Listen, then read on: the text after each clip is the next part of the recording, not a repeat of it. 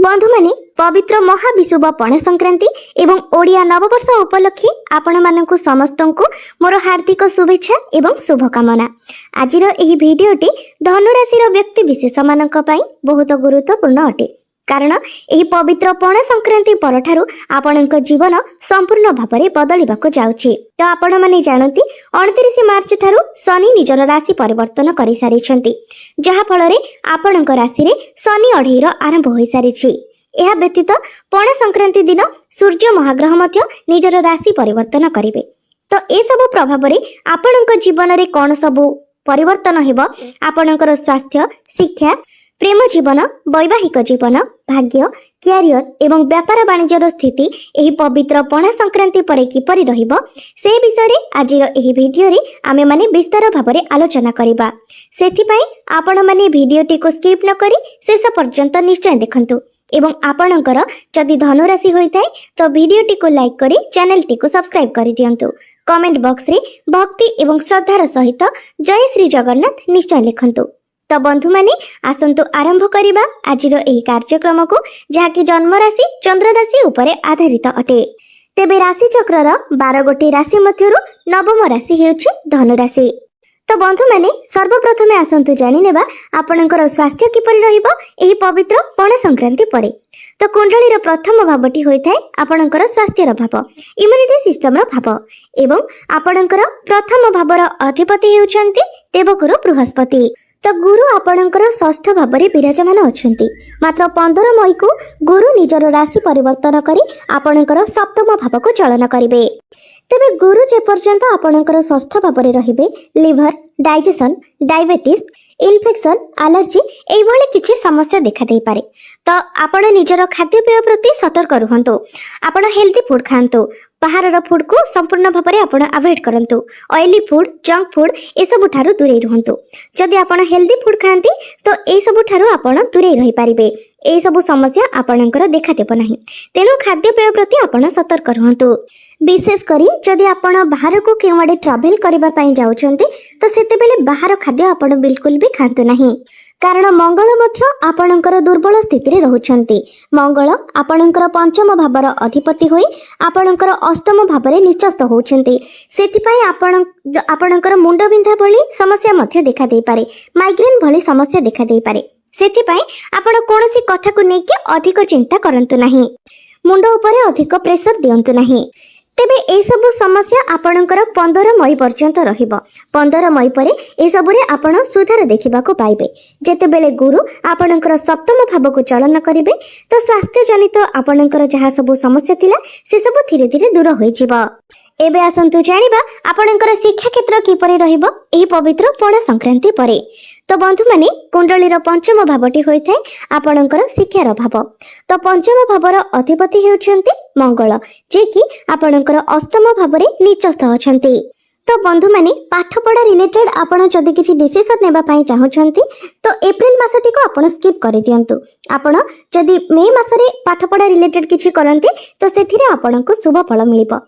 काहेकि ना आपणकर प्रथम भावर अधिपति मध्य दुर्बल स्थिति रे अछन्ति, पंचम भावर अधिपति मध्य दुर्बल स्थिति रे अछन्ति।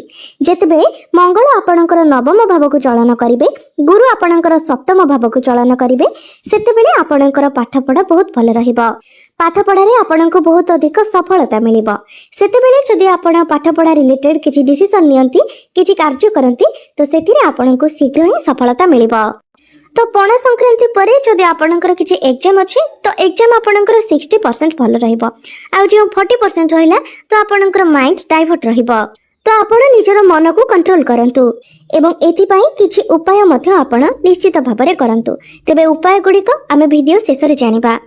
एबे आसंतु जानिबा आपणकर प्रेम जीवन किपरि रहिबो एही पवित्र पण संक्रांति परे। तो बंधु माने पंचम भावटी आपणकर शिक्षार भाव हेबा सहित पंचम भावटी मध्य होइथाय आपणकर प्रेम जीवनर भाव। आपणकर पंचम भावर अधिपति हेउछन्ति मंगल, जे कि आपणकर अष्टम भावरे विराजमान अछन्ति एवं आपणकर प्रथम भावर अधिपति मध्य षष्ठ भावरे विराजमान अछन्ति। तो बंधु माने आपण निजर क्रोध एवं वाणी उपरे नियंत्रण रक्षा करंतु। कारण मंगल जेतेबेले आपणकर अष्टम भाव में गोचर करिवे मंगलंकर दृष्टि आपणकर द्वितीय भाव वाणी भाव उपरे रहिबो जहा फल रे आपणकर निज वाणी उपरे नियंत्रण रहिबो नाही। शनिकर दृष्टि मध्य आपणकर प्रथम भाव उपरको रहिबो जहा फल रे आपणक मध्यरे जिद्दी स्वभाव आसीबो एवं मंगलंकर दृष्टि द्वितीय भाव में रहिबा कारणरु आपणकर निज वाणी उपरे नियंत्रण रहिबो नाही जहा फल रे आपणक जोगु ही आपणकर प्रेम जीवन रे समस्या सृष्टि हेबो। सबु किछि ठीक चलीथिबो अचानक आपणक मध्यरे मिसअंडरस्टैंडिंग आसीबो हठात करी छोट छोट कथा आपणक मध्यरे बड़ धरणर झगड़ा सृष्टि करिदेबो। एहा व्यतीत प्रेमर कारक ग्रह शुक्रंक सहित राहु थिबा हेतु आपणक मनरे शंका एवं डाउट मध्य आसीबो। तो आपणको आपणक क्रोध उपरे आपणकर वाणी उपरे नियंत्रण रक्षा करिबार अछि नचेत आपणक पई ही आपणक प्रेम जीवन रे समस्या सृष्टि हेबो। एबे आसंतु जानिबा आपणकर वैवाहिक जीवन किपरि रहिबो एही पवित्र पणा संक्रांति परे। तो बंधु माने कुंडलीर सप्तम भावटी होइथाय आपणक वैवाहिक जीवनर भाव आपणक जीवन साथीर भाव। आपणक सप्तम भावर अधिपति हेउछन्ति बुध जे कि आपणकर चतुर्थ भावरे केंद्र रे विराजमान अछन्ति। तो बुध राहु एवं शनि सहित मध्य विराजमान अछन्ति जहा फल रे आपण किंबा आपणकर जीवन साथी टिके बिजी स्केड्यूल मध्य रही पारंती किंतु वैवाहिक जीवन आपणकर बहुत भल रहिबो। आपण दुई जण मिसी कोनोसी प्लानिंग करि पारंती कोनोसी पार्टनरशिप पई आपण प्लानिंग करि पारंती किंबा केवाडे बुली जिबाको मध्य आपण दुई जण मिसी प्लानिंग करि पारंती किंबा आपण फैमिली प्लानिंग मध्य करि पारंती एवं ताहा आपणक पई सक्सेसफुल मध्य रहिबो। तो पणा संक्रांति परे वैवाहिक जीवन आपणकर बहुत भल रहिबो। एबे आसंतु जानिबा सबुठारु गुरुत्वपूर्ण विषय वस्तु आपणकर भाग्य कैरियर एवं व्यापार वाणिज्यर स्थिति किपरि रहिबो एही पवित्र पणा संक्रांति परे। तो बंधु माने कुंडलीर नवम भावटी होइथाय आपणकर भाग्यर भाव आपणकर नवम भावर अधिपति हेउछन्ति सूर्य। तो एही पणा संक्रांति ठारू सूर्य आपणकर पंचम भावरे गोचर करिवे एवं पंचम भावरे सूर्य उच्चस्थ रहिबे। तो एहार अर्थ हेउछि आपणको आपणक भाग्यर संपूर्ण साथ मिलिबो। तो भाग्य जेहेतु आपणकर साथ देबो आपणको निश्चित भावरे प्रत्येक क्षेत्र रे सफलता मिलिबो। तो एही पणा संक्रांति परे जदि आपण कोनोसी बड़ कार्यर आरंभ करंती किछि बड़ इन्वेस्टमेंट करंती आपण कोनोसी बड़ जिनिस किणा किणी करंती आपण कोनोसी मीटिंग किंबा डील करंती तो प्रत्येक क्षेत्र रे आपणको सफलता मिलिबो कारण आपणकर भाग्य भावर स्वामी नवम स्थान ठारू नवम स्थान रे गोचर करिवे। भवात भवम सूत्र अनुसार यहाको अत्यंत शुभ बोली माना जाय थाए। 14 अप्रैल रु 14 मई पर्यंत आपणकर भाग्य बहुत भल रहिबो। सरकारी क्षेत्र रु आपण लाभान्वित हेबे। जदि गवर्नमेंट जॉब पई आपण प्रिपेयर होउछन्ती तो सेथिरे आपण सक्सेस हेबे। जदि आपण कोनोसी शुभ मंगलिक कार्य करबाको चाहछन्ती तो ता मध्ये आपण करि पारिबे। बंधु माने सूर्य जेतेबेले कुंडली रे उच्चस्थ थांती तो सेतेबेले व्यक्ति को समाज रे मान सम्मान जस एवं प्रतिष्ठा प्राप्ति होई थाए अचीवमेंट्स मिली थाए लोक माने हमर प्रशंसा करि थांती। आपणकर दशम भावर अधिपति बुध मध्य आपणकर चतुर्थ भावरे गोचर करी आपणकर दशम भाव को देखुछन्ती। शुक्र शनि एवं राहुंकर दृष्टि मध्य आपणकर दशम भाव उपर को रहुछि जहा फल रे आपण टिके मुडी स्वभावर रहिबे। शुक्रंकर दृष्टि दशम भावरे रहुथिबा हेतु आपण निज हिसाब रे काम करबाको पसंद करिवे एवं सूर्यंकर दृष्टि आपणकर दशम भावरे रहुथिबा हेतु आपणक मध्यरे एक एटीट्यूड रहिबो आपण निज हिसाब रे काम करबाको पसंद करिवे एवं शनिकर दृष्टि दशम भाव उपरे रहुथिबा हेतु आपणको फ्रीडम पसंद आसीबो आपणको केही सहाय्य करो ताहा आपण चाहेबेनी आपण निजे निजे सब काम करबाको पसंद करिवे किंतु आपण अन्य मानकर सहाय्य करिवे। तेबे केतु आपणकर दशम भावरे अछंती एवं 18 मई को केतु आपणकर दशम भावरु बाहरी जिवे सेतेबेले आपण निजर क्यारियर रे बहुत बड़ बड़ परिवर्तन देखिबाको पाइबे। तेबे 18 मई पर्यंत आपणको क्यारियर रे टिके डिसैटिस्फैक्शन मिलिबो आपण जेते भलो काम कले मध्य आपणको पाखको जेते काम आसिले मध्य आपण सेथिरे सैटिस्फाइड होई परिबे नाही कारण केतु हेउछन्ती मुंड विहीन ग्रह छाया ग्रह तो से आपणको सैटिस्फैक्शन देबे नाही आपणको प्रत्येक कार्य रे से डिसैटिस्फैक्शन ही प्रदान करिवे। प्रत्येक कार्य को नै कि आपणको मध्यरे असंतुष्टिर भावना आसीबो आजिर काम को आपण काली करबाको चाहिबे पर दिन करबाको चाहिबे आपणको मध्यरे आलस्य आसीबो।